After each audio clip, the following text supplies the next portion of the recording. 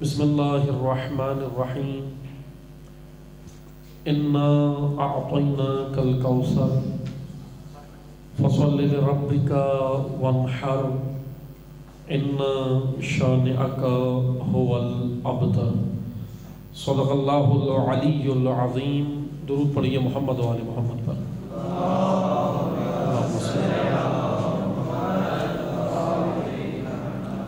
تمام حاضرین اپنی حفظ و سلامتی کے لیے، مملکت پاکستان کے استحکام کے لیے، مقامات مقدسہ کی حفاظت کے لیے، علماء حق کی حفاظت کے لیے، حاضرین کی شرعی حاجات کی بجاوری کے لیے، بیماروں کی شفا کے لیے، بے گناہ اسیروں کی رہائی کے لیے، خصوصاً آپ تمام طلاب یہاں پر موجود ہیں، یونیورسٹی کے طلاب ہیں، آپ سب کی توفیقات خیر میں، علم میں اضافے کے لیے، توفیقات میں اضافے کے لیے اور علم نافع حاصل کرنے کے لیے، علم بامقصد اور علم حقیقی کے حصول کے لیے اور امام عصر کے ظہور میں تعجیل کے لیے ایک بار بلندتر محمدی صلوات پڑھیے۔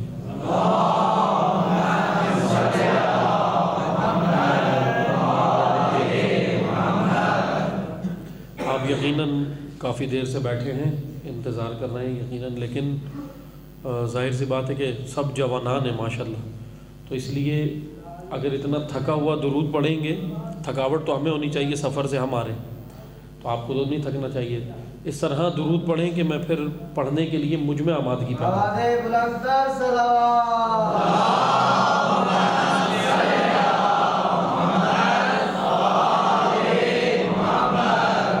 آپ چاہیں تو اس سے بھی بہتر پڑھ سکتے ہیں۔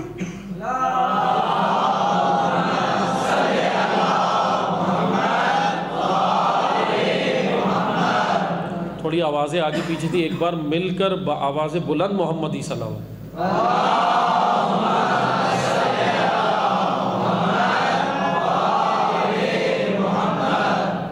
سب سے پہلے بارگاہ الہی میں ہم شکر گزار ہیں کہ خداوند تبارک و تعالی نے ہم سب کو ذکر محمد و آل محمد بجا لانے کی، اس ذکر کا اہتمام کرنے کی، ذکر محمد و آل محمد میں شرکت کی، یہاں آنے کی، عزاداری میں شرکت کی، اور ذکر محمد و آل محمد کو پڑھنے کی، اس ذکر کو کرنے کی یہ توفیق اللہ نے ہم سب کو عطا فرمائی۔ سب سے پہلے ہم سب بارگاہ الہی میں شکر گزار ہیں کہ یقیناً ذکر محمد و آل محمد کرنا یا ذکر محمد و آل محمد میں آپ کی شرکت کرنا، یہ توفیق اللہ کی جانب سے ہوتی ہے، یہ لطف خدا ہے، یہ خدا کی عنایت ہے، اور سب سے بڑی نعمت محبت اہل بیت ہے۔ کائنات کی سب سے افضل ترین نعمت محبت اہل بیت ہے، آل رسول کی محبت ہے، رسول و آل رسول سے الفت و محبت اور عقیدت ہے۔ میں مختصر آپ کی خدمت میں موضوع گفتگو، کیونکہ مجلس ہے بمناسبت شہادت خاتون جنت دختر پیغمبر اکرم حضرت فاطمۃ الزہرا سلام اللہ تعالی علیہ،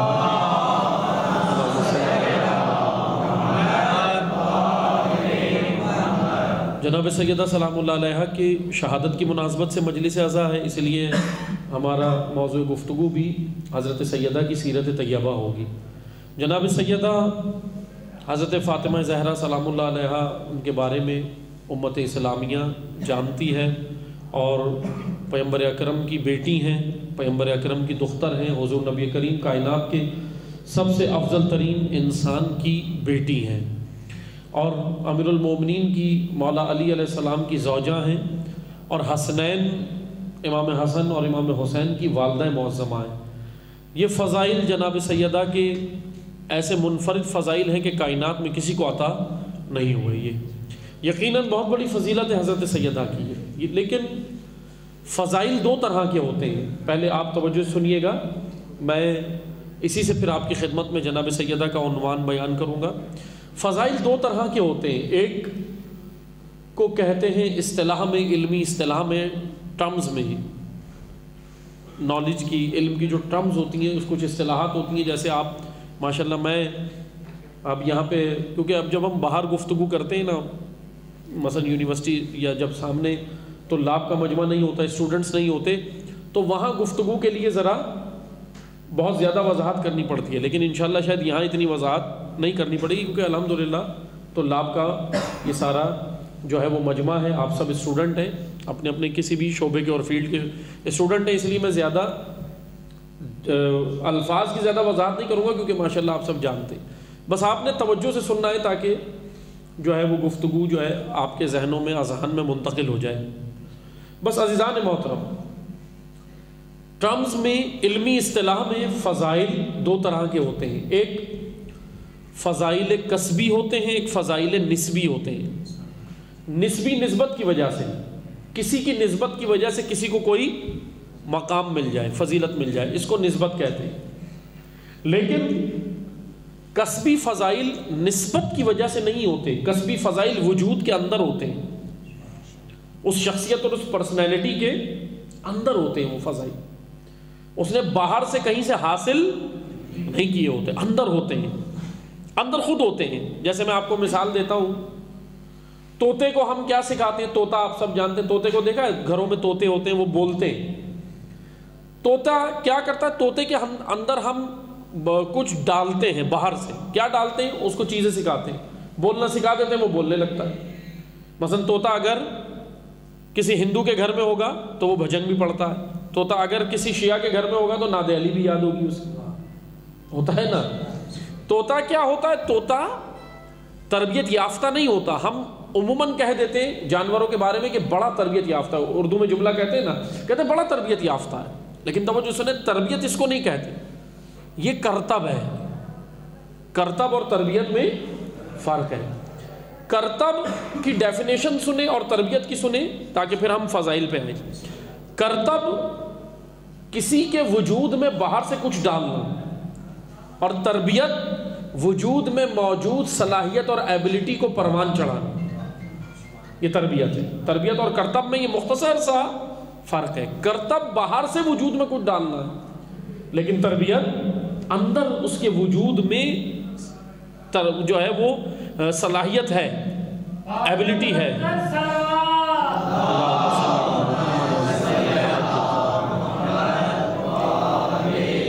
اس کے وجود میں استعداد یعنی صلاحیت ہے اس کے اندر، بس اس کو پروان چڑھانا۔ بس عزیزان محترم، فضائل کسبی وجود کے اندر ہوتے ہیں، یعنی خود اس پرسنالٹی کی اپنی شخصیت ہے۔ جیسے میں آپ کو مثال دیتا ہوں، ہم عام بول چال میں عموماً کہتے ہیں نا، جیسے بعض لوگ بیٹھتے ہیں ایک دوسرے سے گفتگو کرتے ہیں تو فخر کرتے ہیں کہ جی فلاں جو تھے نا وہ میرے دادا تھے، فلاں جو تھے نا وہ بڑی شخصیت آپ کو پتہ ہے پاکستان میں گزری، وہ میرے نانا تھے، کوئی کہتا ہے فلاں وہ میرے چاچا تھے، وہ میرے ماما تھے، کرتے ہیں نا۔ بھائی سوال یہ بنتا ہے، وہ تو شخصیت جو تھی وہ آپ کے رشتہ دار تھی، جو بھی تھے، لیکن سوال یہ بنتا ہے آپ خود کیا ہیں؟ اصل میں تو بات یہ ہونی چاہیے بھائی آپ خود کیا ہیں؟ ٹھیک ہے وہ شخصیت جس لیول پر تھی، وہ شخصیت کا مقام اپنی جگہ، آپ کو جو فضیلت ملی آپ کے دادا کی وجہ سے ملی نا، کہ دادا کو یہ فضیلت تھی، نانا کے اندر یہ صلاحیت تھی، آپ کے نانا کوئی شخصیت تھے، پرسنالٹی تھی، اس کی وجہ سے آپ کو یہ جو ہے وہ فضیلت مل گئی کہ یہ فلاں کا نواسا ہے، فلاں کا پوتا ہے، فلاں کا بھانجا بھتیجا ہے، اس طرح ہوتا ہے نا کبھی گفتگو۔ لیکن اصل فضیلت عزیزان محترم انسان کے وجود کے اندر ہوتی ہے، اصل فضیلت وہ ہوتی ہے۔ اب یہ تو میں فضائل کی ذرا وضاحت کر رہا تھا، اب آئیں جناب سیدہ کی جانب۔ جناب سیدہ رسول اللہ کی بیٹی ہے، مولا علی کی زوجہ ہیں، حسنین کی والدہ ہیں، یہ اتنی بڑی فضیلت ہے کہ کائنات میں کسی کو نہیں ملی، یقیناً بہت افضل مقام ہے، لیکن یہ فضائل نسبی ہے، نسبت کی وجہ سے ہے۔ رسول کی نسبت کی وجہ سے سیدہ کو یہ فضیلت ہے، علی کی نسبت کی وجہ سے سیدہ کو فضیلت ہے، حسنین کی نسبت کی وجہ سے سیدہ کو یہ فضیلت ہے، لیکن اصل فضیلت جو وجود فاطمہ میں ہے اسے فضائل کسبی کہتے ہیں۔ حضرت سیدہ کے وجود میں فضیلت ہے اندر، وہ کیا ہے؟ آئیں آ کر دیکھیں، وہ فضیلت ہی مجھے بیان کرنی ہے، اور جناب سیدہ کے خطبے سے آپ کی اور میری جو ذمہ داری بنتی ہے وہ ہم نے بتانی، کیونکہ ان مجلسوں کا ہدف اور مقصد ہی انسان کو ذمہ دار بنانا ہے۔ رسپانسبلٹیز ہمارے کاندھوں پر جب ڈالی جائیں، میں آپ کو ایک وضاحت کرتا ہوں، توجہ سنیے گا۔ لفظ شیعہ سب نے سنا ہے نا، شیعہ، ابھی شیعہ کون نہیں جانتا؟ ماشاءاللہ سب بیٹھے۔ شیعہ یعنی شیعہ کا معنی کیا ہے؟ پیروکار، پیروی کرنے والا، پیچھے چلنے والا۔ لیکن عزیزان محترم توجہ سے سنیں، پیروی وہی کرتا ہے، پیچھے وہی چلتا ہے جس کے کاندھے پر ذمہ داری۔ یعنی شیعہ کا ایک معنی یہ ہوا کہ شیعہ یعنی ذمہ دار انسان، غیر ذمہ دار شیعہ نہیں ہوتا۔ یہ میں نہیں کہہ رہا، روایات میں ائمہ نے خود کہا ہے کہ جو کوئی ذمہ داری نہیں نبھا رہا نا معاشرے کے اندر، سوسائٹی کے اندر۔ اچھا، ذمہ داری انسان کی دو طرح کی، ایک اپنے وجود کے بارے میں ذمہ داری ہے کہ اپنے نفس کو، اپنے وجود کو پروان چڑھانا ہے، تربیت کرنی ہے، اور دوسری ذمہ داری معاشرے کو الہی قوانین پر استوار کرنا۔ یہ دو ذمہ داریاں ہر فرد کی ہیں، اور جو یہ دونوں ذمہ داریوں کو نبھائے اسے ائمہ کی نگاہ میں شیعہ کہتے ہیں۔ ذمہ داری نبھانے والے کو، دیکھیں نا، خالی نام رکھنے والے کو نہیں کہتے۔ ہم اگر میں ابھی جیسے ظاہری طور پہ اب کیا کریں، بہرحال ہم جیسے غیر ذمہ دار لوگ کہ بھائی کوئی ذمہ داری ادا نہ کر رہے ہو، لیکن اپنے آپ کو ہم شیعہ کہہ دیتے نا، ٹھیک ہے، کہنے میں حرج نہیں ہے، لیکن اس وجہ سے کہا جاتا ہے کہ دیکھو آپ کا مقام یہ ہے کہ آپ ذمہ دار بنو، آپ ذمہ دار بنو۔ اور ہوا یہ، میں تھوڑی سی آپ کو تاریخ پڑھوں گا تاکہ ہمیں پتہ چلے جناب سیدہ کی فضیلت کیا ہے، آپ نے توجہ سننا ہے، اور پھر ہم اسی تاریخ سے، ہسٹری سے آج کے زمانے میں آئیں گے کہ مہدویت کیا ہے، کیونکہ حضرت سیدہ کی مجالس کا ہدف ہی مہدویت کو پروان چڑھانا ہے، نظریہ مہدویت، آئیڈیالوجی۔ اور میں مختصر سا کوشش کروں گا کہ کچھ کرنٹ افیئر، حالات حاضرہ کے حوالے سے ہمیں پتہ چلے کہ دنیا میں اس وقت کیا ہو رہا ہے، نظریہ مہدویت کے لیے کیا کیا پلاننگز ہیں اور کیا ہو رہا ہے، اور بہرحال میں لیکن بڑا مختصر سا، کیونکہ اگر سارا ہم نے گفتگو کرنٹ افیئر پہ کی تو پھر اسی پہ ہی پورا 1 گھنٹہ ہو جائے گا۔ لیکن توجہ سنیں، حضرت سیدہ نے، تاریخ یہ کہتی ہے 11 ہجری۔ اب تاریخ توجہ سے سنیے گا، میں پہلے ایک اور یہاں پر بات کلیئر کرتا چلوں کہ دیکھیں تاریخ شیعہ سنی نہیں ہوتی، تاریخ ہوتی ہے، ہسٹری ہوتی ہے۔ عقائد میں، اب ٹھیک ہے شیعہ اور سنی کے عقائد میں اختلاف ہے، ٹھیک ہے، کوئی مسئلہ نہیں ہے، لیکن اختلاف کا مطلب یہ نہیں ہوتا کہ تفرقہ کریں، اختلاف کا مطلب فرقہ واریت نہیں ہے، اختلاف کا مطلب ہے کہ اپنے بات کو، اپنے عقائد کو علمی دلیل کے ذریعے سے پیش کرنا، اچھے ماحول میں علمی طریقے سے جواب دینا، علمی طریقے سے رد کرنا۔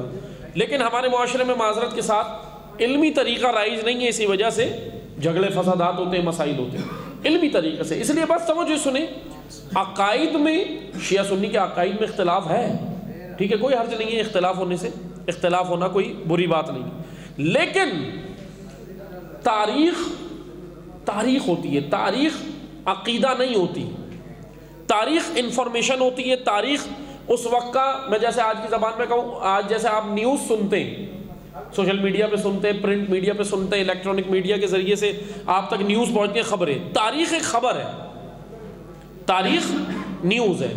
اچھا، تاریخ میں اور سیرت میں فرق بھی ہے۔ تاریخ یعنی خبر، جیسے میں آپ کو ایک مثال دیتا ہوں، قائد اعوام یونیورسٹی، نواب شاہ قائد اعوام یونیورسٹی میں ابھی آپ بیٹھے ہوئے اس کے ہاسٹل کے اندر، ٹھیک ہے، سندھ کے اندر، صوبہ سندھ کے اندر شہر ہے نواب شاہ، اس کی قائد اعوام یونیورسٹی کے اندر ابھی ہم بیٹھے ہیں۔ توجہ سنیے گا، یہ ابھی ہم بیٹھے ہیں 2022 کے اینڈ میں، آخر میں، ٹھیک ہے، آنے والے 50 سال بعد اگر کوئی کتاب میں ذکر کرے گا تو کہے گا کہ قائد اعوام یونیورسٹی میں فلاں تاریخ کو مجلس سیدہ برپا ہوئی، ٹھیک ہے، یہ تاریخ ہے۔ آنے والی نسلیں جو اپنی پچھلی اور ماضی میں گزرنے والے لوگوں کی ہسٹری کو بیان کریں، ان کے بارے میں جو معلومات اور خبر دیں، اسے تاریخ کہتے ہیں۔ لیکن سیرت کسے کہتے ہیں؟ سیرت انداز زندگی کو کہتے ہیں، سیرت طریقہ کار کو کہتے ہیں، سیرت روش کو کہتے ہیں، کیفیت کو کہتے ہیں۔ سیرت اور چیز ہے، تاریخ اور چیز ہے۔ تاریخ، اب توجہ سنیں، تاریخ میں ہے 11 ہجری، پیغمبر اکرم صلی اللہ علیہ وآلہ وسلم کا، اللہم صلی اللہ علیہ وسلم، 11 ہجری پیغمبر اکرم ظاہری طور پہ اس دنیا سے رحلت فرما گئے، ٹھیک ہے، اس دنیا سے گئے۔ اچھا، بعد رسول اب ہوتا کیا ہے؟ رسول کی بیٹی نکلتی ہیں باہر۔ توجہ سنیے گا، میں ابھی مصائب نہیں پڑھ رہا، لیکن مصائب بعد میں پڑھیں گے، ابھی پہلے آپ تاریخ سنیں۔ رسول کی بیٹی حضرت سیدہ، تاریخ ابھی بہرحال وقت نہیں ہے میں تاریخی کتابوں کے حوالے دوں، ورنہ شیعہ سنی دونوں علماء نے جید اکابرین نے، اکابرین بڑے علماء شیعہ اور سنی کے دونوں نے اپنی کتابوں کے اندر یہ لکھا، نقل کیا تاریخ کی کتابوں کے اندر کہ بعد رسول نبی کی بیٹی نبی کے رحلت کے بعد باہر نکلتی ہیں، مسجد نبوی جاتی ہیں اور ایک عالی شان خطبہ صحابہ کو سناتی ہیں، صحابہ کرام کو خطبہ دیتی ہیں۔ توجہ سنیے گا، صحابہ کرام کون کون موجود تھے؟ توجہ سنیے گا، کاتبان وحی۔ کاتبان وحی کن صحابیوں کو کہا جاتا ہے کہ جب پیغمبر اکرم پر وحی آتی تھی، جیسے ابھی آپ بیٹھ کر میری بات کو سن رہے ہیں، جب پیغمبر اکرم پر وحی آتی تھی، پیغمبر اکرم ان کو اللہ کا پیغام سناتے تھے اور پھر وہ لوگ اس کو لکھتے تھے، کتب کرتے تھے۔ آیات قرآنی کو اللہ کی جانب سے جو نازل ہوتی اس کو کتب کرتے تھے، لکھتے تھے، حکم الہی کو محفوظ کرتے تھے اپنے پاس۔ ان صحابہ کو کاتبان وحی کہا جاتا ہے۔ صحابہ کی فضیلت جتنی ہے، صحابہ کے فضائل میں زیادہ فضیلت ان کی ہو جاتی ہے جو کاتبان وحی، ان کا مقام ایک درجہ زیادہ ہو جاتا ہے۔ کیوں؟ کیونکہ انہوں نے رسول اللہ سے وحی کو کتب کیا ہے، کتب یعنی لکھا ہے، محفوظ کیا ہے اپنے پاس۔ بس توجہ سنیں، کاتبان وحی صحابہ بعد رسول مسجد نبوی میں موجود ہیں۔ میں آپ کو پورا سنیریو بتا رہا ہوں کہ کس ماحول میں جا کر نبی کی بیٹی نے خطبہ کیا، یہ سننا ہے آپ نے توجہ سے۔ اور جیسا کہ میں نے کہا پہلے ہی میں عرض کر چکا ہوں کہ یہ تاریخ ہے، کسی ایک فرقے کی بنائی ہوئی، معاذ اللہ کسی ایک فرقے کی بنائی ہوئی من گھڑت باتیں نہیں ہیں، یہ تاریخ ہے۔ اہل سنت اور اہل تشیع دونوں علماء نے اس کو نقل کیا اپنی کتابوں میں۔ تاریخ میں ہے بعد نبی رسول کی بیٹی نکلتی ہیں، صحابہ کو جا کر خطاب کرتی ہیں مسجد نبوی میں۔ صحابہ کو، صحابہ میں کون کون موجود ہیں؟ تمام صحابہ رسول مسجد نبوی میں موجود ہیں۔ اب یہاں پر آ کر نبی کی بیٹی خطاب کرتی ہیں، کاتبان وحی بھی ہیں، جید صحابہ، اسلام کی پہلی نسل ہے، دوسری نسل بھی نہیں ہے، ابھی پہلی نسل ہے جس نے رسول اللہ کے ساتھ ابھی زندگی گزاری ہے۔ پیغمبر اکرم کو، یعنی ان لوگوں کو جا کر جناب سیدہ خطاب کر رہی ہیں جنہوں نے رسول کو اپنی آنکھوں سے دیکھا ہے۔ بھئی بعد میں جو نسل آئی رسول اللہ کی رحلت کے بعد، اس نے پیغمبر اکرم کو آنکھوں سے ظاہری طور پہ دیکھا نہیں تھا، اور وہ نسل کہلائی تابعین، صحابہ کے تابعین۔ صحابہ یعنی وہ نسل جس نے رسول اللہ کو دیکھا، رسول اللہ کے ساتھ جنگوں میں شریک ہوئے، رسول اللہ کے ساتھ جو ہے وہ ان کے پیچھے نماز پڑھی، ان کے دروس میں، لیکچرز میں، سیمینار میں، سب چیزوں میں شریک ہوئے پیغمبر اکرم۔ ان کو کہا جاتا ہے صحابہ۔ تابعین وہ ہیں جو صحابہ کے فالوورز تھے، جنہوں نے صحابہ کا دور دیکھا لیکن رسول اللہ کا دور نہیں دیکھا، وہ تابعین کہلاتے ہیں۔ یہ تاریخ کی کچھ اصطلاحات ہیں، ٹرمز ہیں، یہ آپ نے یاد کر لینی ہے، محفوظ کرنی ہے۔ عزیزان محترم، ہم جلدی آگے بڑھ رہے ہیں، موضوع تو بڑا طویل ہے، یہ تو پورے عشرے کا موضوع ہے، لیکن میں مختصر کر کے پیش کر رہا ہوں کیونکہ چند چیزیں بس جامع کر کے پیش کروں گا۔ تو جو سنیں، اب یہاں پر نبی کی بیٹی آ کر کس کو خطاب کر رہی ہیں؟ اسلام کی پہلی نسل صحابہ، جنہوں نے رسول اللہ سے جو ہے وہ سامنے بیٹھ کر دین سیکھا ہے، ان کو آ کر رسول اللہ کی بیٹی صاحبزادی آتی ہیں، مسجد نبوی میں آتی ہیں، خطاب کرتی ہیں۔ خطاب کے اندر بیان کیا کر رہی ہیں؟ خطبے کے میں چند جملے پڑھ دوں گا اور اس کی وضاحت کروں گا، لیکن خطبہ تو بہت طویل ہے۔ تاریخ میں اس خطبے کو خطبہ فدق کہا جاتا ہے، خطبہ فدق کہا جاتا ہے۔ توجہ سنیں، میں تاریخ بتا رہا ہوں۔ اچھا، کیوں نکلی نبی کی بیٹی باہر؟ کیوں نبی کی بیٹی کو باہر نکلنا پڑا، خطاب کرنا پڑا؟ تو توجہ سے سنیں، ہوا یہ تھا کہ رسول اللہ نے ایک حق جناب سیدہ کو دیا تھا جس کو فدق کہتے ان کا وہ حق تھا ذاتی، پیغمبر اکرم کی ذاتی چیز تھی۔ جو اچھا، ذاتی چیز اگر کسی والد کی ہوتی تو وہ ورثے میں اولاد کو ملتی ہے، جناب سیدہ کے لیے وہ تھی۔ اب وہ فدق جو تھا، ہوا یہ کہ بعد رسول جو حکومت تشکیل پائی، مسلمانوں کے حاکم اور حکومت بنی، انہوں نے بہت سارے مثلا جو کام کیے۔ اب نئی حکومت بنتی ہے، بعد رسول سسٹم تو سنبھالنا تھا نا، حکومت بنی۔ جیسے ہی حکومت بنی تو اس وقت حکمرانوں نے ایک کام یہ کیا کہ فدق جو ہے وہ خیبر کے قریب ایک بڑی جگہ اور حصہ تھا، زرعی زمین تھی، زرعی ایگریکلچر کی زمین تھی، زرعی۔ اب وہاں پر انہوں نے فدق کو، حکومت وقت نے فدق کو اپنی تحویل میں لیا اور یہ کہہ کر لیا کہ حکومت کو کیونکہ مالی طور پر کرائسس ہیں. ابھی پاکستانی جو ہے وہ اکنامکس کے بارے میں ہم سے زیادہ بہتر کون جانتا ہے؟ مہنگائی اور سب سے زیادہ اکنامکس ابھی ہماری خطرے میں ہے، ہماری خطرے میں ہے نا معیشت. تو اس لیے اس وقت حکومت نے یہ کہا کہ جی دیکھیں معیشت خطرے میں. اس وقت حکومت میں آتے ہی پہلا شعار جو بعد رسول لگایا حکومت وقت نے، وہ کہا کہ جی حکومت خطرے میں ہے اور معیشت جو ہے وہ خطرے میں ہے اور جو ہے وہ مالی کرائسس ہے، اس وجہ سے ہمیں جو ہے یہ فدق بھی لینا پڑے گا تحویل میں. بہرحال وہ لیا.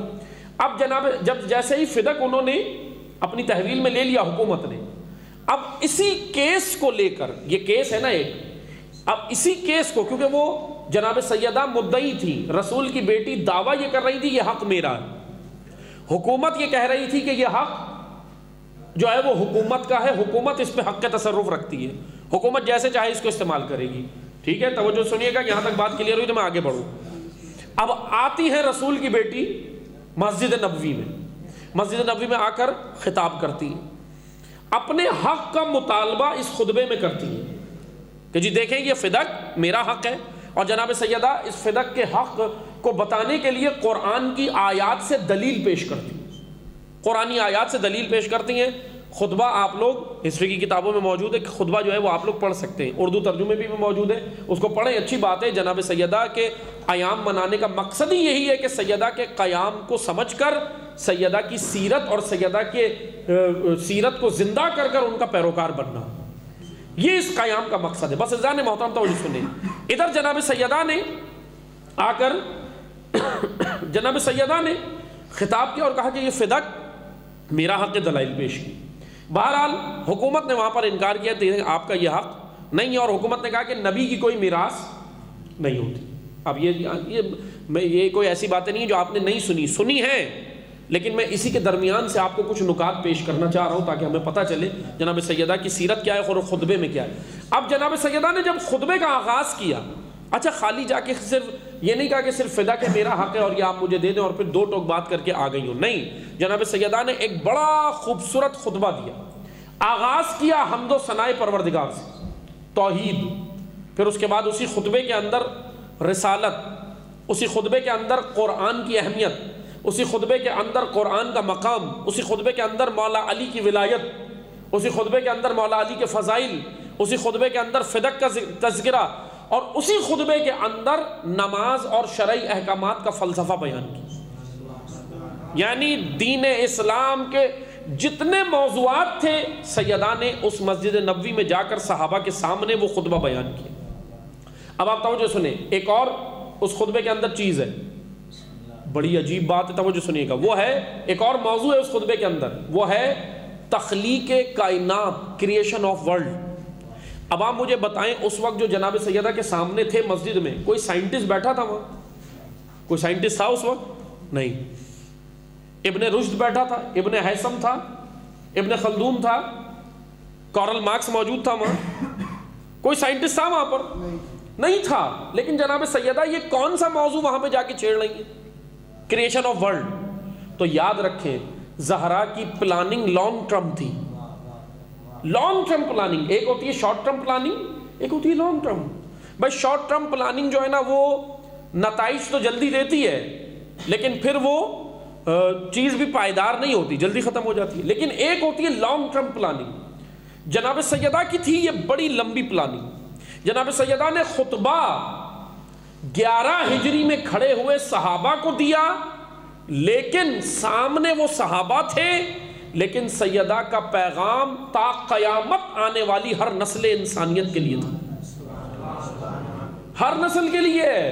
یعنی آج ہم جو 1442 ہجری میں بیٹھے ہوئے ہیں، ہمارے لیے یہ خطبہ ہے، ہمارے لیے خطبہ ہے، اور بلا تفریق شیعہ سنی سب کے لیے، مسلمانوں کے لیے خصوصاً. توجہ سنیں، مسلمان میں اس لیے بات کر رہا ہوں کہ مسلمان اپنا مقام پہچانے. سیدہ نکلی باہر. اچھا سوال یہ بنتا ہے، ایک تو میں نے آپ کو یہ بتایا کہ فدق کے بارے میں یہ مسائل تھے، اور پھر جناب سیدہ نے فدق کو جواز بنایا، نکلی فدق کا نام لے کر، لیکن صرف فدق کی بات نہیں کی، پورا دین اسلام کے تمام موضوعات کو پیش کیا. اب توجہ سنیں، ایک مسئلہ اور تھا، کیوں جناب سیدہ کو؟ سوال یہ بنتا ہے کیوں توحید، عدل، نبوت، امامت، قیامت، احکام شرعیہ کی لاجک اور حکمت، قرآن کی اہمیت، کیوں سیدہ نے یہ اتنا طویل خطبہ دیا؟ وجہ کیا تھی؟ توجہ سنیے گا، وجہ یہ تھی کہ اسلام کو اس وقت دو چیلنجز تھے، انٹرنل ایکسٹرنل، خارجی اور داخلی، اندرونی اور بیرونی، دونوں چیلنجز سے جو آج بھی دین اسلام کو ہیں۔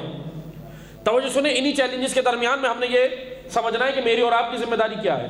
جناب سیدہ نے توحید کا موضوع اس لیے چھیڑا کہ یہ ملحدین اور مشرکین پہلے سے تاک لگا کے بیٹھے تھے کہ یہاں رسول اللہ کی آنکھ بند ہو اور ہم اسلامی عقائد کو خراب کریں۔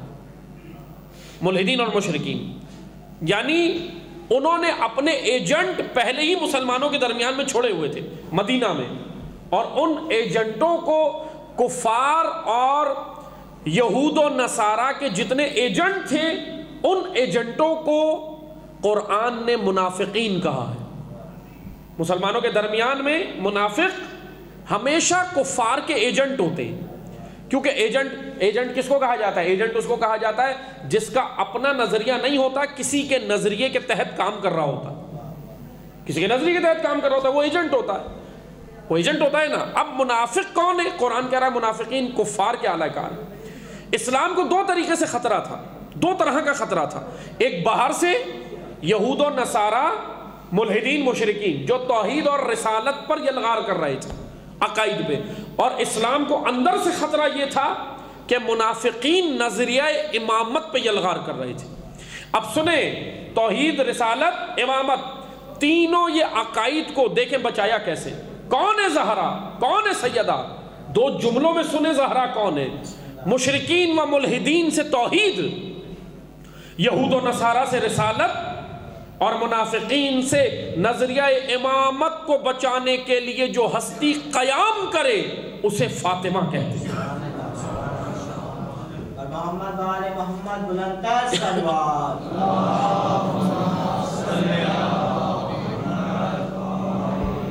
یہ ہے زہرا، یہ ہے سیدہ، یعنی سیدہ کی فضیلت یہ ہے، کسبی فضیلت۔ اندر کیا ہے وجود سیدہ میں فضیلت؟ سیدہ کی کسبی فضیلت یہ ہے کہ سیدہ ناصرہ اسلام ہے، سیدہ اسلام کی نصرت کرنے والی ہے، ناصرہ اسلام ہے، ناصرہ علی ہے۔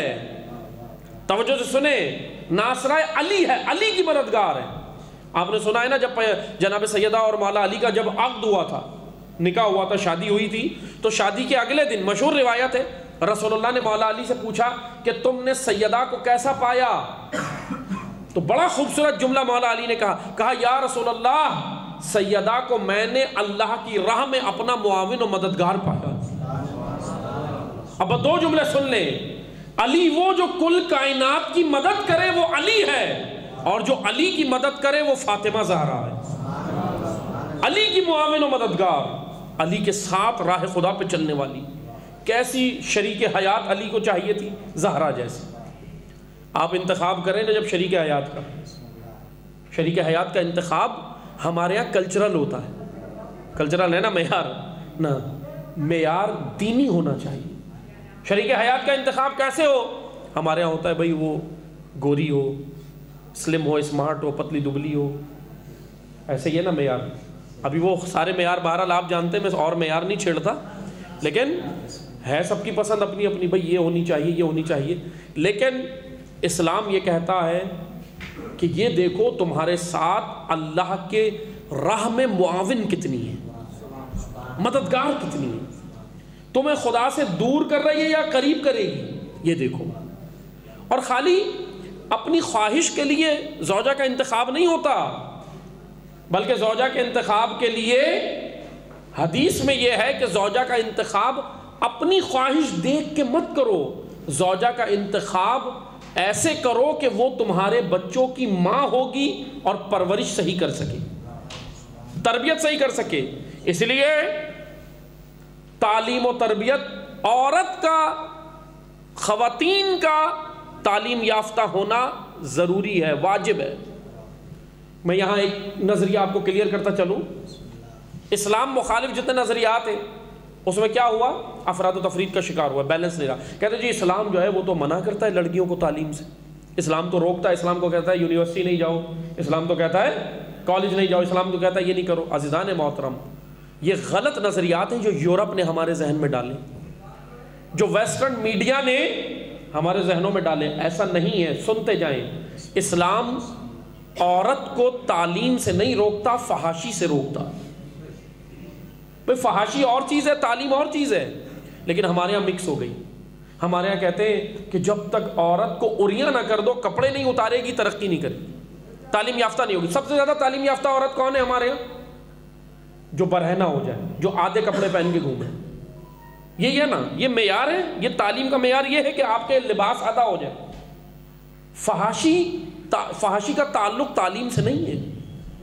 فحاشی اور چیز ہے، فحاشی اور چیز ہے. اس لیے آپ دیکھیں آج دنیا کے اندر یورپ نے 300 سال محنت کی تھی. یورپ سے مراد شیطانی نظریہ، آئیڈیالوجی. توجہ سنیے گا، اس آئیڈیالوجی کا نام ہے ایلومیناٹی، دجالیت. سرچ کریں، آپ کو مل جائے گا گوگل پہ، اس کے بارے میں پڑھیں. ایلومیناٹی، ایلومیناٹی ان تمام جتنے بھی نیچے ابھی جتنے بھی نظریات ہیں نا، کمیونزم ہو، سوشلزم ہو، امپیرلزم ہو، کیپٹلزم ہو، جتنے یہ بلاکس ہیں. اس کے علاوہ جب آپ اور آ جائیں، نیچے آ جائیں، فیمنزم ہو.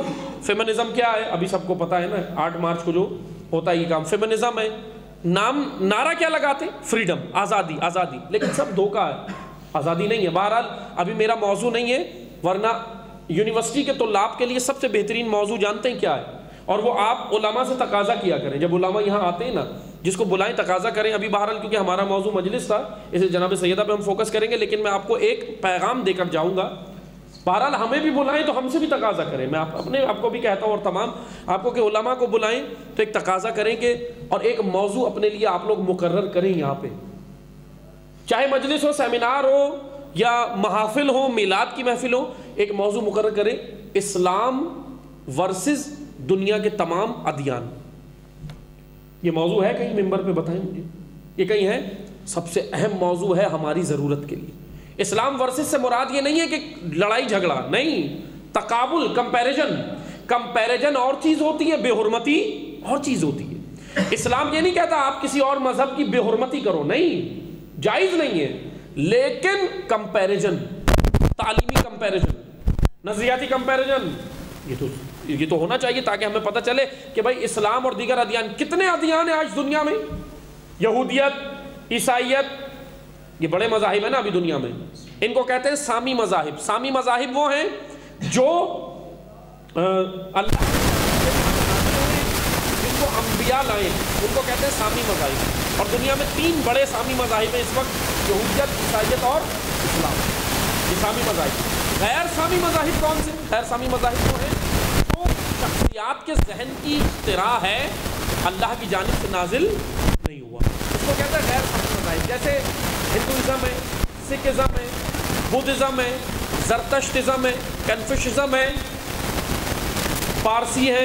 اب زرتشت اور ہے، پارسی اور ہے، لیکن ہم نے مکس کیا ہوا ہے کیونکہ زرتشت کی تاریخ الگ ہے. پارسی جو تھے وہ الگ تھے، لیکن پھر زرتشتیوں کو انہوں نے پارسی بنا دیا. یہ بڑا مکس اپ ہوا ہے. پھر سکھزم کیسے بنا، یہ پوری ایک داستان ہے کہ یہ مذاہب کیسے بنے. لیکن یاد رکھیں، میں آپ کو ایک چیز بتاتا چلوں. ہندوازم ہو، اچھا کسی بھی مذہب کو اگر آپ نے سمجھنا ہے، پڑھنا ہے، اور اگر مذہب کو آپ نے جاننا ہے، سمجھنا ہے، تو مذہب کے فالوورز کو دیکھ کے مت سمجھیں. آپ نے تشیع کو، شیعہ کو، اگر شیعہ کی تعلیمات کو اگر آپ نے سمجھنا ہے، مجھ جیسے بد کرداروں کو دیکھ کے شیعہ نہیں سمجھیں. شیعہ تشیع، نظریہ تشیع کی تعلیمات جو صادق آل محمد نے دی، اس کو پڑھ کر سمجھیں، اس کو پڑھ کر دیکھیں شیعہ. کیونکہ بانی مذہب کے نظریات کو پڑھ کر مذہب سمجھیں. مثلا آج ہم کیا کرتے ہیں، ہندوازم کو اگر سمجھنا چاہتے ہیں تو پاکستان میں رہنے والے، اپنے معاشرے میں رہنے والے ہندو کو دیکھ کے کہتے ہیں ہندو یوں ہیں، ہندو مذہب یوں ہے. سکھزم کو سمجھنا ہے تو سکھزم یوں ہے. سنی کو اگر سمجھنا چاہے شیعہ تو کہتا ہے بھائی سنی تو ایسے ہی ہے. سنی اگر شیعہ کو سمجھنا چاہے تو کہتا ہے شیعہ تو یہ کرتے ہیں. حالانکہ وہ سب خرافات ہیں، اصل مذہب کتابوں میں. یہ میں بڑا دعوے سے کہہ سکتا ہوں کہ فالوورز کے درمیان میں مذہب کسی کے بھی نہیں ہے، شیعہ ہو، سنی ہو، ہندو ہو، سکھ ہو، بدھ ہو، عیسائی ہو، جو بھی ہیں ہماری زمین پہ جتنے بھی رہ رہے ہیں نا، ہم مذہب کے تحت نہیں جیتے، کلچر کے تحت جی رہے ہیں۔ مذہب ہم سب کے مذہب کتابوں میں، وہ صرف کتابوں تک محدود ہیں، حالانکہ کتابوں کے لیے مذہب نازل نہیں ہوا۔ مذہب دین اس لیے نازل ہوتا ہے کہ کتابوں سے نکل کر ہماری زندگیوں میں نافذ ہو، نہ اس لیے نازل ہوتا ہے۔ بس توجہ سنیں، کوئی بھی مذہب، میں دعوے سے کہہ رہا ہوں، تمام ادیان کا آپ اسٹڈی کریں، مطالعہ کریں، آپ کو پھر اندازہ ہو، ہندوازم ہو، سکھزم ہو، بدھزم ہو، زرتشتزم ہو، کنفیوشزم ہو، یہودیت ہو، یا عیسائیت ہو، یا اسلام ہو، ان تمام مذاہب کے بانیوں کے نظریات پڑھیں گے تو یہ ادیان سمجھ آئیں گے۔ کوئی بھی مذہب ان میں سے ہم جنس پرستی کو جائز قرار نہیں دیتا۔ پڑھے جا کر، ابھی یہ نہیں کہیے گا کہ فلاں سکھ نے یہ کام کیا، وہ یہ کہتا ہے ہمارے مذہب میں یہ، ایسا نہیں ہے۔ یا اگر آپ دیکھیں یورپ کو دیکھ کر کہیں بھی یورپ میں ہے تو یورپ میں عیسائیت زیادہ ہے تو عیسائی مذہب کے اندر ہے، نہیں، اس میں بھی جائز نہیں ہے ہم جنس پرستی، جس کے لیے بہت زیادہ کام اس وقت کیا جا رہا ہے۔ امریکہ میں اول تو ابھی چند دن پہلے امریکہ میں یہ ہوا ہے کہ سیم سیکس میرج لا کو قانونی قرار دینے کے لیے امریکی صدر نے دستخط کر دیے، سائن کر دیے۔ سیم سیکس میرج لا، مرد کی مرد سے شادی، عورت کی عورت سے شادی۔ اس سے پہلے انہوں نے اس کو قانونی رنگ دینے کے لیے دنیا کے 31 ملک، 31 کنٹریز، 31 ملک اس کو قانونی قرار دے چکے ہیں۔ یورپی کنٹریز ہیں وہ دے چکے ہیں، اور ابھی وہاں پہ یہ ہوا ہے امریکہ میں، اور فوراً امریکہ کے جیسی صدر نے سائن کیا، انڈین سپریم کورٹ میں، بھارت کے اندر انڈیا کے سپریم کورٹ کے اندر پٹیشن دائر ہو گئی اس کو قانونی قرار دینے کی۔ ابھی بہرحال انہوں نے دیا نہیں ہے، کوئی فیصلہ نہیں سنایا، لیکن پٹیشن دائر ہو گئی۔ یاد رکھیں، میں ساری باتیں آپ کو اس لیے بتا رہا ہوں کہ ہندوستان میں جو کچھ ہوتا ہے اس کا اثر پاکستانی ضرور لیتے ہیں، ہم ضرور لیتے ہیں۔ اب وہاں جو ہوگا اس کا اثر یہاں لیا جائے گا۔ یہ سیم سیکس میرج لا کے لیے پاکستان میں ذہن سازی کی جا رہی ہے، آمادگی ہے، فریڈم کے نام سے، ہیومن رائٹس کے نام سے، کہ بھئی یہ تو ہیومن رائٹس ہیں۔ سوال یہ بنتا ہے ہیومن رائٹس کے اداروں سے سوال ہے۔ اب آپ دیکھیں یہ کتنے کھوکھلے نعرے لگاتے ہیں۔ ہیومن رائٹس کا، میں دعوے سے کہتا ہوں، ہیومن رائٹس کا سب سے بڑا علم بردار دین اسلام ہے۔ یہ میں اس لیے نہیں کہہ رہا کہ خود مسلمان ہے تو ہم اس لیے کہہ رہے ہیں، نہیں، آئیں آ کر دیکھیں۔ ورنہ یہ جو ہیومن رائٹس کے نعرے لگا رہے ہیں دنیا کے اندر، یقیناً کھوکھلے نعرے ہیں۔ میں آپ کو بتا دیتا ہوں، ابھی ہیومن رائٹس کا عالمی دن منایا گیا، ابھی منایا گیا ہے کچھ دن پہلے، ہیومن رائٹس کا عالمی دن۔ اس کے اندر یوکرین کا بتایا گیا، اس کے اندر دیگر ممالک کا، یورپ میں جو ہوا یہ ہوا، افریقہ میں ہوا، امریکہ میں جو ہو رہا ہے وہ بتا رہے ہیں۔ لیکن سوال یہ بنتا ہے، ہیومن رائٹس کے تمام، اور ہیومن رائٹس کے عالمی دن پر ہیومن رائٹس کے اداروں نے ان تمام ممالک کو ہائی لائٹ کیا جہاں عیسائیت ہے، جہاں یہودیت ہے یا اور مذاہب ہے، لیکن ان ممالک کو ہائی لائٹ کیوں نہیں کیا جہاں مسلمانوں پہ ظلم ہے؟ یمن کے بارے میں نام نہیں لیا، سیریا کے بارے میں کچھ نہیں بتایا، عراق کا نام نہیں لیا۔ ہیومن رائٹس کا، بھائی اگر ہیومن رائٹس کا آپ دعویٰ کرتے ہو تو ہیومن رائٹس کا مطلب یہ ہے کہ مذہب سے مذہبی قید نہ ہو، انسانیت کی بات کی جائے۔ ہیومن رائٹس کا مطلب تو انسانیت۔ لیکن آپ دیکھیں، ابھی آپ دیکھیں نا، ہیومن رائٹس کے علم برداروں نے جو دنیا میں بنے ہوئے، انہوں نے کیا کیا؟ ایران کے اندر وہ جو واقعہ ہوا عورت کا، مہسا امینی کا جو ثانیہ ہوا، اس کے بعد سے انہوں نے کتنا شور کیا، پورا عالمی میڈیا نے سر پہ اٹھا لیا۔ لیکن ہندوستان کے اندر، کرناٹکا ریاست کے اندر، یونیورسٹی کی 4تھے فلور سے مسلمان لڑکی، میڈیکل کی ڈاکٹر، میڈیکل پڑھنے والی لڑکی ڈاکٹر، اس کو ہندو لڑکے نے ہراساں کیا، اس نے 4تھی منزل سے کود کے جان دے دی۔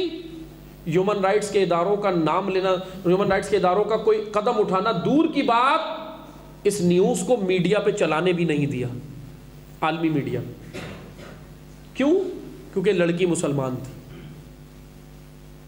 اگر مسلمان نہیں ہوتی تو آپ پھر دیکھتے کیا ہوتا، پوری دنیا کی اس وقت جو ہے وہ نیوز یہی بنی ہوئی ہوتی اور سب اس پہ تبصرے کر رہے ہوتے۔ میں یہ ساری باتیں اس لیے بتا رہا ہوں کہ معذرت کے ساتھ ہم لگے ہوئے ہیں شیعہ سنی کے جھگڑوں میں، اور دشمن کیا کر رہا ہے؟ جناب سیدہ یہی بتانے نکلی تھی کہ دیکھو اسلام کے خلاف بہت بڑی یلغار ہے، اور تم کیا کر رہے ہو؟ مسلمان کیا کر رہے تھے؟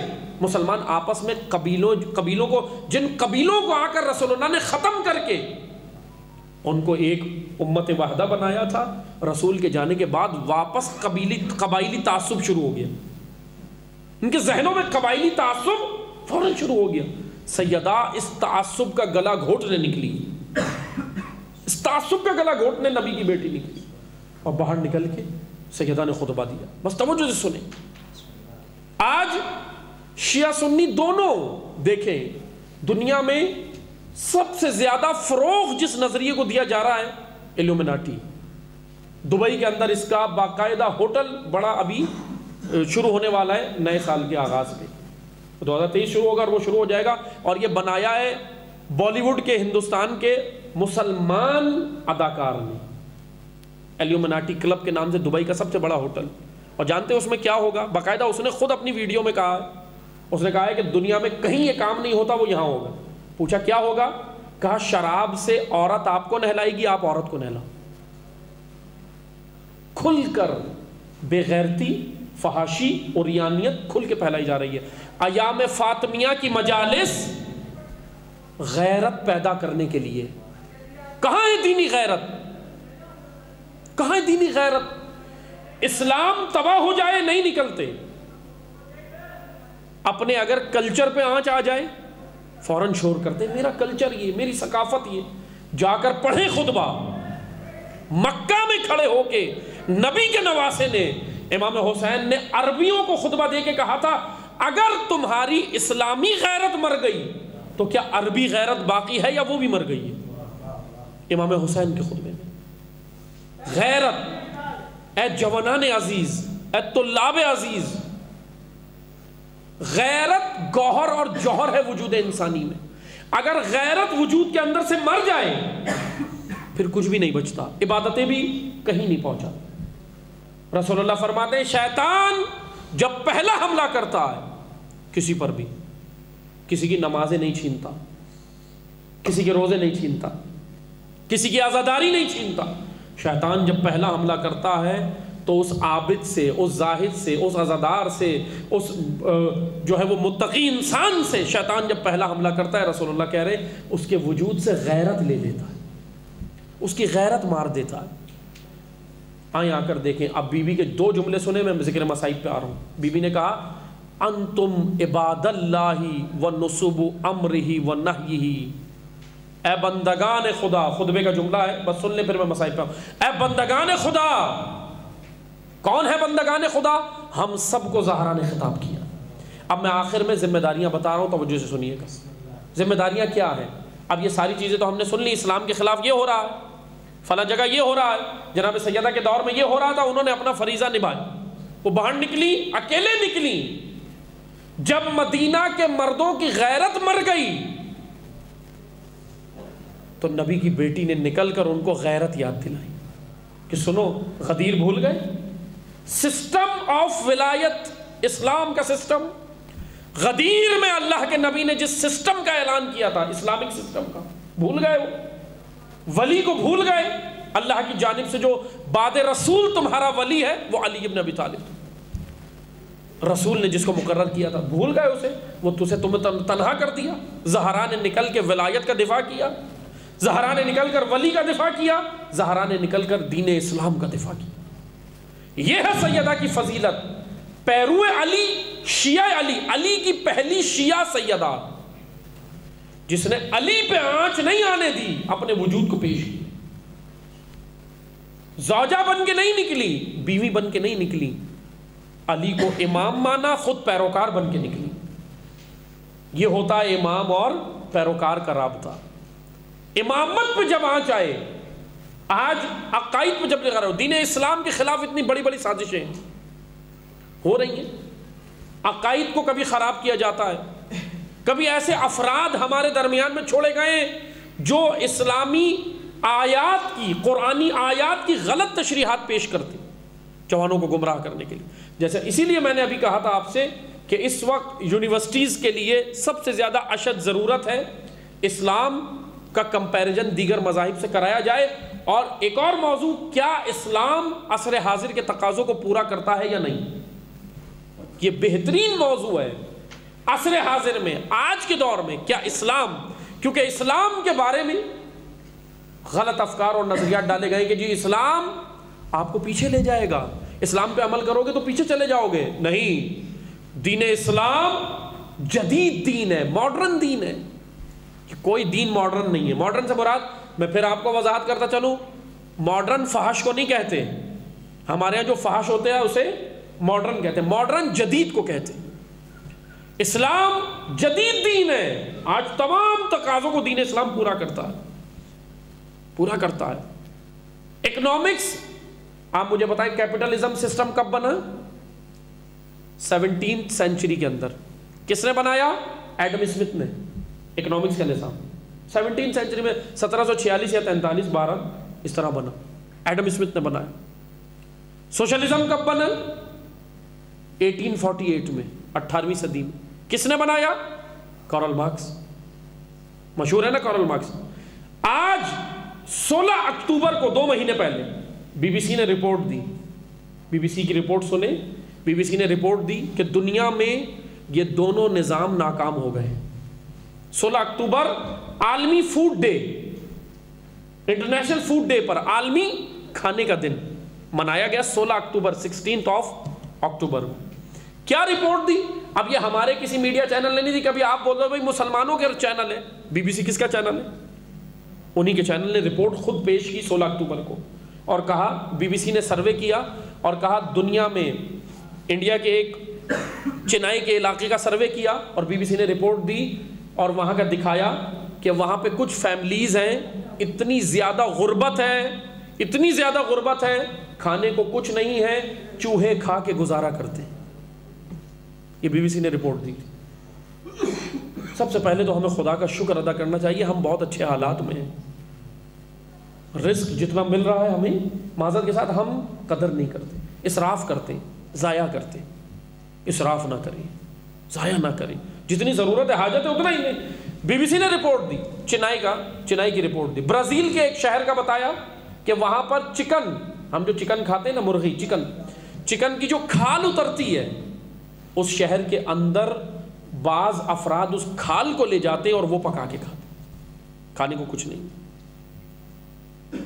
اور بی بی سی نے رپورٹ دے کے کہا کہ یہ دونوں نظام, دنیا میں 2 نظام ہیں, تمام ممالک انہی دونوں نظاموں کے تابع ہیں, یا تو کیپٹلزم کے یا پھر سوشلزم کے, انہی کے تابع ہیں نا. بی بی سی کی رپورٹ کے مطابق یہ دونوں نظام دنیا میں فیل ہو گئے, غربت کا خاتمہ نہیں کر سکے. 1848 میں ایک نظام بنا, 1746 میں پہلا نظام بنا, اس سے پیچھے بھی چلے جائیں, میں یہ دعوے سے کہتا ہوں دنیا میں کوئی نظام ایسا نہیں ہے جو غربت کے خاتمے کا اعلان کرتا ہو. آئیں, ایک ہی نظام ہے جو غربت کے خاتمے کا اعلان کرتا ہے, اور اس نظام کا نام نظام مہدویت ہے. روایات میں ہماری ہے کہ جب امام آئیں گے تو کیا ہوگا. امام کی جانتے ہیں اکنامکس کس لیول پر ہوگی امام کے ظہور کے بعد؟ تو یہ ترقی ہوگی, معیشت مضبوط ہوگی. چیریٹی کے ادارے نہیں کھولیں گے امام, چیریٹی کے ادارے نہیں ہوں گے. کیوں؟ کیونکہ چیریٹی کی ضرورت نہیں ہوگی. اولڈ ایج ہاؤس نہیں بنائیں گے امام, کیونکہ ماں باپ کا ایک مقام ہوگا جو دین نے دیا. ماں باپ کو جمع نہیں کرایا جائے گا, بوڑھے ماں باپ کو. وہ بوڑھے ماں باپ جو 12, 1 درجن بچے اگر ہو 12 ان کے, وہ 2 مل کے 12 کو پال لیتے ہیں, اور ان 12 سے 2 نہیں پلتے. ان 12 کے اوپر یہ 2 بھاری ہو جاتے ہیں جب وہ بوڑھے ہو جائیں. تقابل کریں. اکنامکس میں دنیا کے سارے نظام فیل ہیں. میں دعوے سے کہتا ہوں دنیا اگر اسلامک اکنامکس کی جانب رغبت کرے, نجات ہوگی. لیکن سوال یہ بنتا ہے کہ اسلامک کنٹریز جو ہیں وہ بھی تو اسلامی اکنامکس کو احیا کریں, زندہ کریں, بتائیں. سورہ حشر نے جو اکنامکس ہماری بیان کی ہے قرآن نے, وہ بیان کریں. خوبصورت اکنامکس بیان کی. یہ ایک آپ کے لیے موضوع ہے, اسلامک اکنامکس ورسز کیپٹلزم اور سوشلزم. یہ موضوع ہے یونیورسٹی کے اسٹوڈنٹس کے لیے. آپ کے لیے اس لیے ہے کہ آپ کا سامنا ہوتا ہے ہر نظریات کے لوگوں سے, نہیں ہوتا. دوسرا موضوع آپ کے لیے، آئیں آ کر دیکھیں، میں اسلام کا مختصر سا تعارف بس موازنہ کرا کے ذکر مسائل پہ آ رہا ہوں. دوسرا، یورپ، امریکہ، ویسٹرن کنٹریز جائیں، جا کر ماں باپ کا مقام وہاں پر دیکھیں. کیا ہے ماں باپ کا مقام؟ ہیومن رائٹس کے کھوکھلے نعرے لگا کے انہوں نے یہاں تک ماں باپ سے حقوق چھین لیے کہ بیٹا، جوان بیٹی کو اگر غلط کپڑے پہنے تو ڈانٹ بھی نہیں سکتا باپ اسے ڈانٹ کے، اس کا اتنا بھی حق نہیں ہے باپ کا کہ بیٹی کو صحیح راہ دکھائے. نہیں، وہ کہتے ہیں اگر باپ، یورپی کنٹریز بعض ایسے ہیں کہ اگر باپ بیٹے یا بیٹی کو ڈانٹ دے، مارنا دور کی بات ہے، ڈانٹ دے کہ تم نے یہ کیا کیا ہے، تو اس کو وہ کہتے ہیں کہ یہ باپ نے ہراساں کیا ہے، اور پھر وہ پولیس بلا کے ان کو اریسٹ کروا دیتے ہیں، ماں باپ کو اریسٹ کرا دیتے ہیں. یہ مقام ان فحش نظاموں نے ماں باپ کو دیا ہے. اور آئیں، اسلام کہتا ہے جب یہ بڑھاپے میں پہنچ جائیں تو ان کو اف تک مت کہو. اف سے مراد یہ نہیں کہ زبان سے اف، الف اور فے اف، یہ نہیں. اف سے مراد یہ ہے جب یہ تمہیں کچھ کہیں ماتھے پہ بل مت لاؤ. جھڑکنا دور کی بات ہے، بلند آواز سے بات کرنا تو بہت دور کی بات. خدا یہ کہہ رہا ہے، پروردگار عالم یہ کہہ رہا ہے کہ جب یہ بڑھاپے میں آ جائیں ماتھے پہ بل بھی مت لانا غصے کا. اگر غصے کی نگاہ سے ان کی طرف دیکھا بھی تمہاری عبادتیں ضائع ہو جائیں. یہ ہے مقام والدین کا، یہ ہے مقام عزیزان محترم.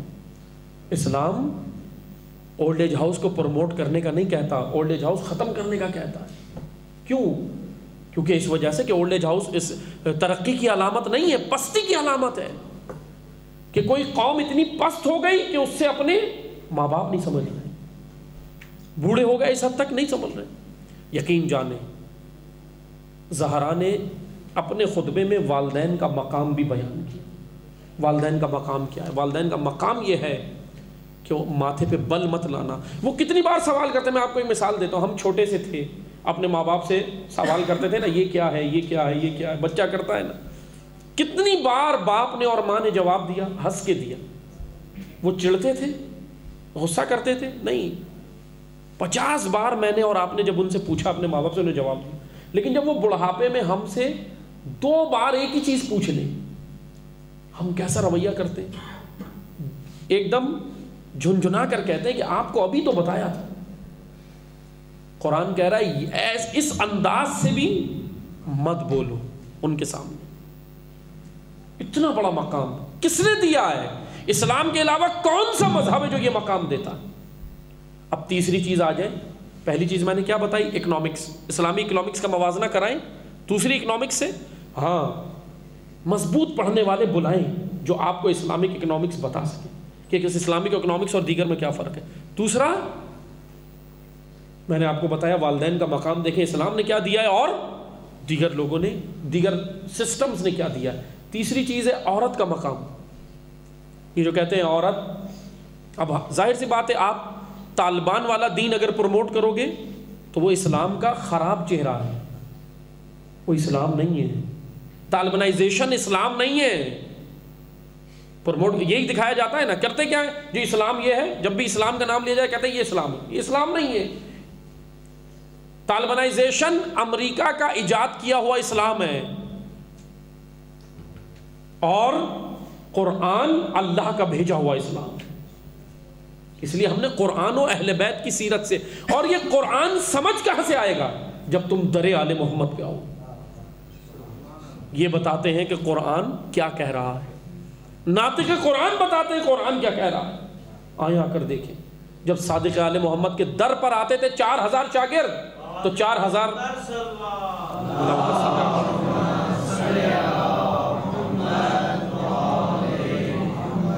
امام صادق 4000 شاگردوں کو کیا پڑھاتے تھے؟ آخر میں یہ سنتے جائیں، میں ذکر مصائب پہ آ رہا ہوں. امام صادق 4000 شاگردوں کو کیا پڑھاتے تھے؟ سنیں گے. ہم سمجھتے ہیں کہ صرف امام فقہی احکام پڑھاتے تھے، وضو ایسے، غسل ایسے، تیمم ایسے، اور اس کے احکام. وہ ایک الگ موضوع تھا. اصول بھی پڑھائے امام نے، فقہ بھی پڑھائی، فلسفہ بھی پڑھایا، منطق بھی پڑھائی، اور سنیں گے کیا کیا پڑھایا امام نے؟ ایسٹرو فزکس پڑھائی. بایو پڑھائی, کریشن آف ورلڈ پڑھایا, زولوجی پڑھائی ہے, باٹنی پڑھائی ہے امام نے. کہ میں ایسے نہیں کہہ رہا, ہمارے پاس تشیع کے پاس کتب موجود ہیں ائمہ کی روایات کی. باٹنی پڑھائی ہے.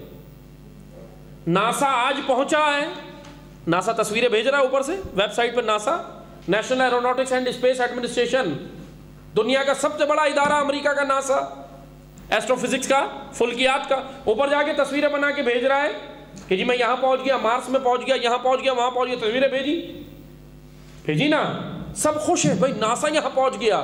ناسا آج یہاں پہنچا. علی 1400 سال پہلے کہہ رہے تھے آؤ مجھ سے پوچھو, میں زمینوں سے زیادہ آسمانوں کے راستے جانتا ہوں.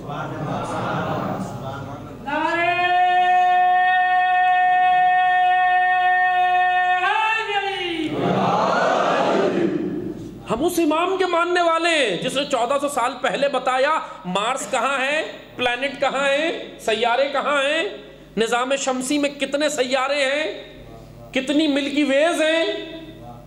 ہم کیوں محتاج ہوگا یورپ کی؟ یورپ ہمیں بتائے گا.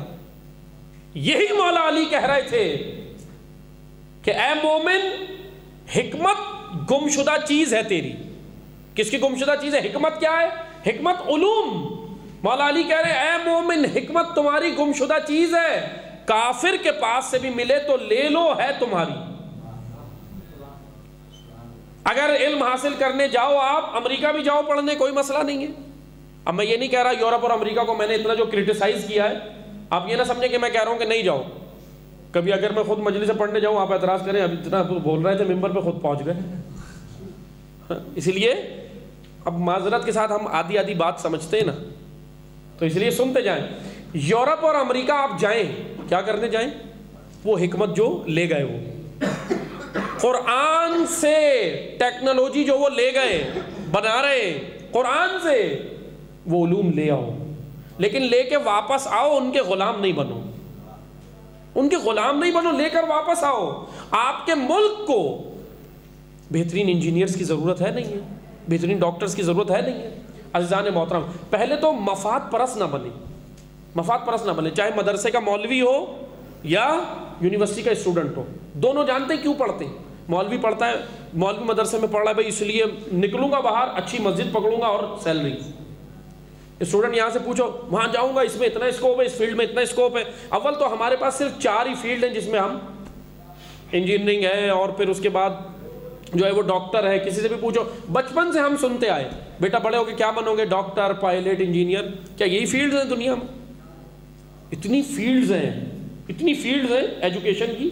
بہرحال آپ پھر اس پہ ابھی میرا موضوع نہیں ہے, بات سے بات نکل رہی ہے, پھر ایسا نہ ہو کہ یہیں اور لمبی تقریر ہو جائے. بس میں مختصر کر رہا ہوں. توجہ سنیں, پڑھ کر آئیں, اپنے مفاد کے لیے نہ پڑھیں. چاہے مدرسے کا مولوی ہو یا یونیورسٹی کے اسٹوڈنٹ ہو, چاہے مدرسے کا اسٹوڈنٹ ہو یا یونیورسٹی کا ہو, دونوں کا ہدف عزیزان محترم ایک ہونا چاہیے, اور وہ ہے انسانیت کے لیے پڑھنا, خود انسان بننا اور اپنے ملک کی خدمت کرنا, اپنی نسل کی.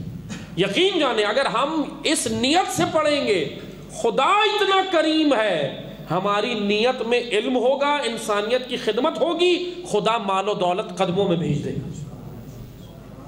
ہم ساری نگاہ رکھتے ہیں مال پہ, مال پہ, اسی لیے کامیاب نہیں ہو رہے, اسی لیے کامیاب نہیں ہو رہے. جیسے کہ میں آپ کو ایک مثال دیتا ہوں نا, ابھی ایک سازش کی ہے, ایک اور سازش سنتے جائیں. ایک سازش کی ہے, دنیا کے ریچسٹ مین جتنے ہیں ان کے انٹرویوز جو ہیں وہ شائع کیا جا رہے ہیں مختلف ویب سائٹس کے اوپر, اور ان کو باقاعدہ ایک ٹارگٹ دیا گیا ہے کہ تم نے لوگوں کو یہ کہنا ہے کہ میں بالکل جاہل ہوں, ان پڑھ ہوں, اور میں تعلیم سے یہاں نہیں پہنچا. دیکھو میں اتنا بڑا بزنس مین ہوں, میں اپنے صلاحیت سے پہنچا ہوں, تعلیم کا اس میں کوئی عمل دخل نہیں ہے. میں اپنے اسکول اور کالج کا سب سے نکما اسٹوڈنٹ تھا اور آج میں یہاں پہنچ گیا. انٹرویو دے رہے ہیں باقاعدہ سے. جانتے کیوں؟ اس کا ہدف یہ ہے تاکہ ان کو تعلیم سے دور کرو, مال پہ لگاؤ, تعلیم سے دور کرو. تعلیم مال کے لیے نہیں ہوتی, مال تعلیم کا محتاج ہے, تعلیم مال کی محتاج نہیں ہے. مولا علی جناب کمیل سے نہج البلاغہ میں کہہ رہے ہیں, اے کمیل, علم والے دنیا سے چلے جاتے ہیں, مال والے بھی چلے جاتے ہیں, مال ان کے ساتھ ختم ہو جاتا ہے, لیکن علم والوں کا علم زندہ رہتا ہے, علم زندہ رہتا ہے. علم زندگی ہے، مال زندگی نہیں ہے۔ مال اور علم کا مقابلہ جب بھی کرائیں گے، علم پہ فوکس کریں، مال خود قدموں میں ہوگا۔ مال غلام ہے علم کا، لیکن ہم نے علم کو غلام بنا دیا مال کا، علم کو غلام بنایا، یہ ہم نے غلطی کی ہے۔ اچھا پھر ہم سمجھتے ہیں کہ مال کے ذریعے سے ترقی ہوگی، نہیں، ترقی علم سے ہوتی ہے، ایجوکیشن سے ہوتی ہے، تعلیم سے ہوتی ہے، مال سے ترقی نہیں ہوتی۔ مال ایک ثانوی چیز ہے، ضرورت ہے، اب میرے یہ سارا کہنے کا مقصد نہیں، ضرورت ہے، لیکن فوکس اپنا صرف تعلیم پہ کریں۔ جس فیلڈ کے بھی آپ اسٹوڈنٹ ہیں، جو بھی شعبہ آپ پڑھ رہے ہیں، فوکس تعلیم پہ کریں، تعلیم پہ، بس تعلیم پہ، اور دلیروں کی طرح پڑھیں، بزدلوں کی طرح نہیں کہ جی اس فیلڈ میں جاؤں گا، اس میں تو اسٹوڈنٹ ہی نہیں ہے، میرا کیا بنے گا، اس کا اسکوپ کتنا ہے، یہ کیا ہے، نہیں۔ اگر آپ تنہا اس فیلڈ کے اسٹوڈنٹ ہیں، پڑھ کے دکھائیں، بنے، اس فیلڈ میں کودیں، میدان میں کودیں، دلیروں کی طرح۔ شجاع امام کے ماننے والے ہو، شجاع ہونا چاہیے، فیصلے شجاعانہ ہونے چاہیے، بزدلانہ فیصلے مولا علی کو پسند نہیں ہے۔ جو بزدل ہوتے ہیں نا، بزدلانہ فیصلے کرتے ہیں، پھوک پھوک کیا رہے، اس میں جاؤں گا کیا ہوگا، یہ کیا ہوگا، نہیں، دلیرانہ فیصلہ کریں، شجاعانہ فیصلہ کریں، اور علم کے میدان میں آئیں۔ بس عزیزان محترم، ایجوکیشن، تعلیم، یہی جناب سیدہ کی مجالس کا پیغام، یہ پیغام ہے۔ لیکن علم کا ہدف انسان کو انسان بنانا ہے، صرف ڈاکٹر، انجینئر اور عالم بنانا نہیں ہے، وہ تو سب ثانوی چیزیں، بن جاؤ گے، لیکن علم وجود میں جائے تاکہ انسان بن جاؤ۔ اور جب انسان انسان بنتا ہے تو پھر اپنے امام کی شناخت کرتا ہے، پھر اطاعت امام کرتا ہے، ورنہ اگر یہ انسان انسانیت سے گر جائے نا تو امام کا قاتل بن جاتا ہے، پھر یہ غاصب بن جاتا ہے۔ جب انسان انسانیت سے گرے، غاصب بنتا ہے، ظالم بنتا ہے، حق کو غصب کر لیتا ہے، دوسروں کے حقوق مار لیتا ہے۔ یہی انسان جب انسانیت کے درجے سے گرے، یہی انسان جب اعلیٰ درجے پہ آئے تو حسین ابن علی بنتا ہے، کتنا اعلیٰ مقام انسانیت کا۔ اور یہی انسان جب پست و گھٹیا ہو جائے تو عمر سعد بنتا ہے، شمر بنتا ہے، خولی بنتا ہے، یزید بنتا ہے، کیونکہ گھٹیا ہو گیا، اپنی انسانیت سے گر گیا۔ بس عزیزان محترم، ایام فاطمیہ کی مجالس کا ہدف انسانیت کو زندہ کرنا، ہمارے وجود میں انسانیت زندہ ہو، ہمارے وجود میں انسانیت۔ جناب زہرا آج ہم سے بس ایک ہی تقاضا کرتی ہیں، جناب سیدہ کچھ تقاضا کر رہی ہیں ہم سے، اور وہ یہ تقاضا ہے کہ علم کے میدان میں آگے آئیں۔ اگر کافر کے پاس سے علم مل رہا ہے وہ آپ لے لیں، لیکن قوموں کی ترقی کے لیے دوسری قوم کا غلام نہ بنے۔ بس عزیزان محترم، سیدہ باہر نکلی، گئیں، جا کر ایک عالیشان خطبہ دیا۔ اس خطبے کو بہت سارے لوگوں نے ذکر کیا ہے، جناب سیدہ کا یہ خطبہ خطبہ خدق کے نام سے مشہور ہے، لیکن اسلام خطرے میں تھا۔ یاد رکھیں، عاشور کا آغاز سیدہ نے کیا، یہ عاشور کا آغاز تھا جناب سیدہ کا نکلنا۔ جناب سیدہ نکلی، روایت میں ہے، راوی کہتا ہے کہ جناب سیدہ اس دروازے سے باہر نکلی جو باہر گلی میں کھلتا تھا۔ اچھا، ایک دروازہ اور تھا جناب سیدہ کے گھر میں جو مسجد کے اندر کھلتا تھا۔ سنا ہے نا آپ نے، مولا علی کے گھر کا دروازہ مسجد نبوی میں کھلتا تھا، باقی تمام صحابہ کے دروازے حکم الہی آیا اور رسول اللہ نے بند کروا دیے تھے۔ صرف مولا علی کا واحد دروازہ گھر کا تھا جو مسجد نبوی میں کھلتا تھا، لیکن سیدہ اس دروازے سے جا سکتی تھی مسجد، اس سے نہیں گئی۔ کس سے گئیں؟ جو باہر گلی میں کھلتا تھا۔ اب سنیں گے یہ کیا تھا؟ یہ جناب زہرا کا احتجاج تھا، احتجاج تھا ظلم کے خلاف، ظالم نظام کے خلاف، کرپٹ نظام کے خلاف، کرپشن کے خلاف۔ معذرت کے ساتھ مجلس سیدہ کی سنیں اور وجود کے اندر بھی کرپشن ہو اور کرپشن پہ راضی بھی رہیں، یہ کون سی مجلس؟ مجلس ہمیں تبدیل کرنے کے لیے، مجلس ہمارے اندر سے کرپشن نکالنے کے لیے، کرپشن پہ آمادہ رہنے والی اگر ہم مجلس بھی سن لیں اور کرپشن پہ بھی آمادہ رہیں تو ایک بار اپنا موازنہ کریں، میں نے کیا کیا ہے؟ مجلس سنی ہے، عمل کیا ہے؟ کیا وہ مجلس تھی؟ بس یاد رکھیں، مجلس وہی ہے کہ جس سے انسان تبدیل ہو جائے، انسان بنے، جس کے اندر پیغام سیدہ ہو، جناب سیدہ نکلی. راوی کہتا ہے کہ جب نبی کی بیٹی مسجد جانے لگی، توجہ سے سنیے گا، بس 2 جملے سنیے گا، میں زیادہ طویل مصائب نہیں پڑھوں گا، مختصر پڑھوں گا. جناب سیدہ باہر نکلی. راوی کہتا ہے پشت سے ایسا لگتا تھا جیسے رسول اللہ جا رہے ہیں. چلنے کا انداز رسول اللہ کی طرح تھا، گفتگو رسول اللہ کی طرح تھی. اجرکم اللہ. لیکن سنیں گے یہی راوی کہتا ہے، کلیجہ تھام کے سنیے گا. راوی کہتا ہے جب گئیں مسجد میں گئیں، چلنے کا انداز رسول اللہ کی طرح تھا، ایسا لگتا تھا جیسے رسول اللہ آ گئے. لیکن جب سیدہ واپس پلٹی تو ایسا لگتا تھا بوڑھی عورت واپس آ رہی، بوڑھی عورت واپس آ رہی. اجرکم اللہ.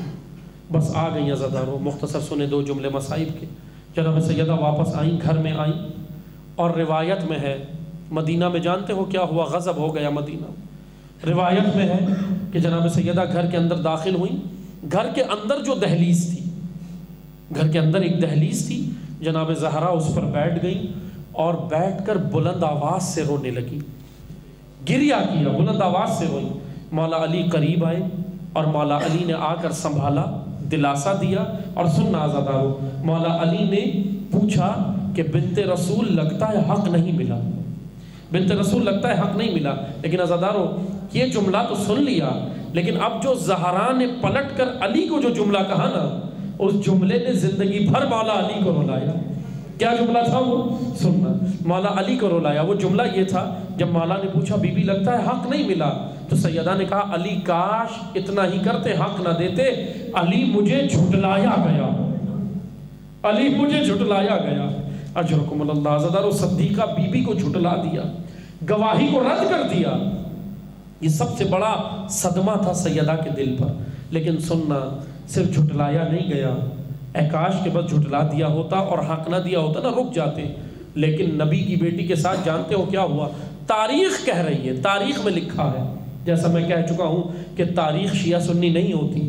تاریخ کے اندر موجود ہے، مقتل کے اندر موجود ہے کہ مدینہ میں ایک دن ایسا آیا کہ نبی کی بیٹی کے دروازے پر لوگ آئے، ہاتھ میں لکڑیاں تھیں، آگ تھی، تاریخ کہہ رہی ہے، اور آ کر دروازے کے پیچھے کھڑے ہو گئے اور آ کر کہتے ہیں علی کو باہر نکالو، ابو الحسن کو باہر نکالو.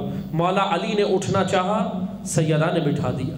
سیدہ نے ہاتھ پکڑا، اور شاید بی بی یہ پیغام دے رہی ہوں کہ اے علی ان سے میں بات کروں گی. مولا علی بیٹھ گئے، مولا علی کو بٹھا دیا اور خود گئیں، دروازے پہ گئیں. سننا عزادارو منظر کیا تھا؟ قیامت کا منظر تھا. بس 2 جملے سننا، میں ذکر مصائب کو تمام کر رہا ہوں. آگے دروازہ تھا، پیچھے دیوار تھی، بیچ میں نبی کی بیٹی تھی. اب سننا کیا ہوا؟ نبی کی بیٹی بیچ میں آ کے کھڑی ہوئی، پیچھے دیوار آگے دروازہ. نبی کی بیٹی آ کر کھڑی ہوئی اور کہتی ہیں بتاؤ کیا بات ہے؟ کہنے لگے ابو الحسن کو باہر نکالیں، علی کو باہر نکالیں. جناب زہرا نے کہا علی باہر نہیں آئیں گے، علی قرآن جمع کر رہے ہیں، علی مصروف ہیں، قرآن جمع کر رہے ہیں. کہا علی باہر نہیں آئیں گے تو ہم گھر میں آ جائیں گے. عزادارو سننا، ان کا یہ کہنا تھا کہ ہم گھر میں آئیں گے. زہرا کی آواز بلند ہوئی، سیدہ کی آواز بلند ہوئی، کہنے لگی تم کس گھر میں آنے کی بات کرتے ہو؟ اس گھر پہ، اس گھر کا مقام بھول گئے؟ کس گھر میں آنے کی بات کرتے ہو؟ اس گھر پر اللہ کا رسول نماز فجر پر جانے سے پہلے سلام کیا کرتے تھے، اس گھر پر فرشتوں کا نزول ہوتا تھا، اس گھر میں آنے کی بات کرتے ہو؟ بس عزادارو اسی اسنا میں آخری جملے سننا، کلیجہ تھام کے اسی اسنا میں ہوا یہ کہ بات چل رہی تھی، دروازہ جل گیا، دروازہ جلا دیا. جلتے دروازے کو جب دھکا دیا، گرایا، دروازہ نبی کی بیٹی کی پسلیوں پہ گرا، سیدہ زمین پہ گر گئی. اب سیدہ کا زمین پہ گرنا تھا، جیسے ہی زمین پہ گری نا، آواز دی فضا، فضا میرے قریب آؤ. جناب فضا قریب آئی، آ کر جناب سیدہ کو سنبھالا. بی بی نے کہا فضا اپنا کان قریب لاؤ. بس آخری جملے سننا. کہا فضا اپنا کان قریب لاؤ. جیسے ہی فضا قریب آئی، کہا فضا دیکھو یہ بات میرے علی کو پتہ نہ چلے. کہا بی بی نہیں بتاؤں گی. کہا میرے علی کے دل پر پہلے ہی غم ہے، یہ بات میرے علی کو پتہ نہ چلے. کہا فضا، کہا بی بی نہیں بتاؤں گی. کیا ہوا؟ کہا فضا آخری جملہ سننا کلیجہ تھام کے. کہا فضا میرا محسن شہید ہو گیا، فضا میری پسلیاں ٹوٹ گئی. الا لعنت اللہ علی القوم الظالمین. وَسَيَعْلَمُ الَّذِينَ ظَلَمُوا أَيَّ مُنْقَلِبٍ يَنْقَلِبُونَ۔ پروردگارا